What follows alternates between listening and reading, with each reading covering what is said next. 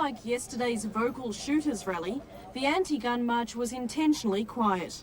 Organisers saying the crowd represented the silent majority of Australians. The rally united religious leaders of all denominations, politicians from all sides, and scores of Victorians keen to show their support for stricter gun laws. One of the first speakers was Joanne Nash. Her brother Peter was killed at Port Arthur. But I beg of everyone not to think it cannot happen to them, because my family made that mistake of thinking that way up until the early afternoon of Sunday the 28th of April.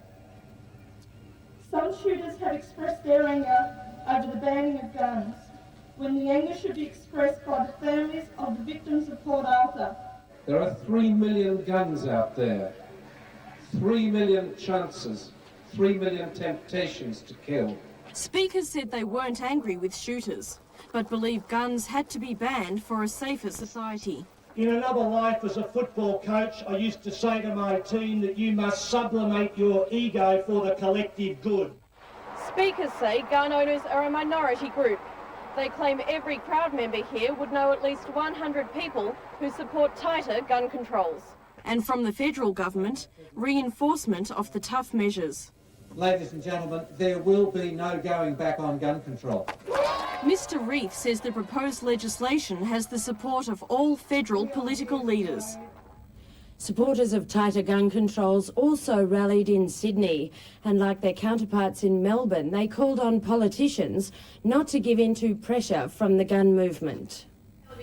In Sydney, 3,000 rallied under grey skies to show their support for gun control. This is a time for our society to say, we are not the United States, we are not America.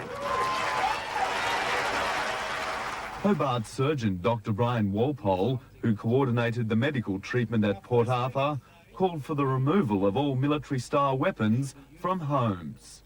We went to war for an afternoon. The Armalite, the SSK, the repeat action shotgun just have absolutely no place in our society. While yesterday's massive turnout in Melbourne proved there's significant mainstream support for the gun lobby, it hasn't weakened John Howard's resolve to push ahead with tougher gun controls. And my attitude remains completely unchanged. The Commonwealth will be pushing for the implementation of the laws agreed at the Police Ministers' Conference. There will be no going back on gun control.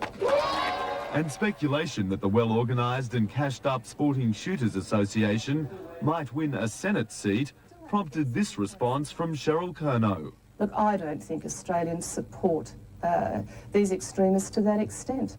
The anti-gun lobby is planning more rallies around Australia over the next few weeks.